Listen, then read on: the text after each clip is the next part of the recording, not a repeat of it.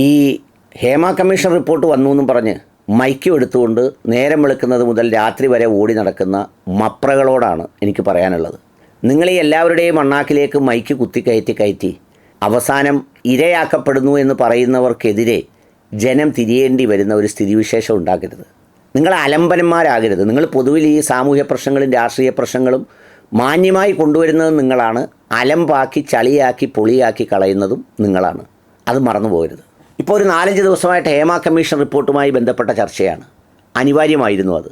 അതിൽ പീഡിപ്പിക്കപ്പെട്ട പീഡനവീരന്മാരെ നിയമത്തിന് മുന്നിൽ കൊണ്ടുവരേണ്ടത് വളരെ അത്യാവശ്യമുള്ള കാര്യമാണ്. തുറന്നു പറയുന്ന സ്ത്രീകളെ അതുപോലെ തന്നെ സംരക്ഷിക്കുകയും അവർ പറയാനുള്ളത് കേൾക്കുകയും ചെയ്യേണ്ടത് ആവശ്യമാണ്. അതിനനുസരിച്ചുള്ള ഇമ്പാക്റ്റുകൾ ഉണ്ടാവുകയും ചെയ്തു. രഞ്ജിത്ത് രാജിവെച്ചു, അമ്മയുടെ സെക്രട്ടറി സ്ഥാനം സിദ്ദീഖ് രാജിവെച്ചു, ഇതെല്ലാം രാജിവെച്ചു. പക്ഷേ ഇതോടൊപ്പം നിങ്ങൾക്ക് നേരം വെളുക്കുന്ന മുതൽ വൈകിട്ട് വരെ ഇപ്പോൾ ഇതിലാരെയെങ്കിലുമൊക്കെ വിളിച്ച് അവരുടെ അണ്ണാക്കിലേക്ക് ഈ ചോദ്യം വെച്ച് അവരെ കുത്തി കയറ്റി അവരെ പ്രകോപിപ്പിച്ച് എന്തെങ്കിലും ഒരു സംഗതി എടുത്ത് അത് വാർത്തയ്ക്ക് വലിയ TRP ഒക്കെ ഉണ്ടാക്കുന്നതിനും റേറ്റിംഗ് ഉണ്ടാക്കുന്നതിനും വ്യൂവർഷിപ്പ് ഉണ്ടാക്കുന്നതിനും നടത്തുന്നത് വെറും പന്നപ്പണിയാണ്. അത് ഈ ഹേമ കമ്മീഷൻ റിപ്പോർട്ടിൽ കാണിച്ച പന്നത്തരത്തെ പോലൊരു പന്നത്തരമാണ്. അത് ദയവായി നിങ്ങൾ കാണിക്കരുത്. അങ്ങനെ ചെയ്താൽ ഉണ്ടാകുന്നത് എന്താ അറിയോ? ജനം മുഴുവൻ ഇന്ന് ഈ ദ്രോഹികളെ എതിർക്കുന്നത് പോലെ നാളെ അവരെ പിന്തുണയ്ക്കുന്ന സ്ഥിതി വരും. അവിടേക്കാണ് നിങ്ങൾ കാര്യങ്ങൾ കൊണ്ടുപോകുന്നത്. ഇപ്പോൾ വൈകുന്നേരം 7 മണിയോ 6 മണിയോ ഒക്കെ ആകുമ്പോൾ 2 വിടുന്നവരൊക്കെ ഉണ്ട്. അവർ സിനിമാക്കാരാണ്. അവരുടെ ലോകം അതാണ്.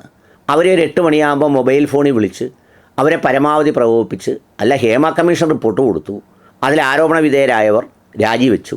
ഇപ്പോൾ ആരോപണങ്ങൾ വന്നുകൊണ്ടിരിക്കുന്നു. അവരെ നിങ്ങൾ തേടി പിടിച്ച ആരോപണത്തിൽ കഴമ്പുണ്ടോ എന്ന് നോക്കി ധാർമ്മികമായ തീരുമാനങ്ങൾ എടുക്കുക. സർക്കാർ ഒരു അന്വേഷണ കമ്മീഷനെ നിയോഗിക്കുകയും ചെയ്തു. സ്പർജൻ കുമാർ അടക്കമുള്ള ഉന്നത പോലീസ് ഉദ്യോഗസ്ഥർ, വനിതാ ഉദ്യോഗസ്ഥരടക്കം ഒരു സംഗതി ഉണ്ടാക്കി. ഇനി നിങ്ങൾ ചെയ്യേണ്ടത് എന്താ? ജാഗ്രതയോടെ അതിൻ്റെ ഫോളോ അപ്പ് ചെയ്ത് അതിലെന്തെങ്കിലും വീഴ്ചയുണ്ടെങ്കിൽ അത് തുറന്നു കാട്ടി ശിക്ഷിക്കുക പ്രതിയെ എന്നുള്ള രീതിയിലാണ്. പക്ഷേ നിങ്ങളെന്താ ചെയ്യുന്നത്?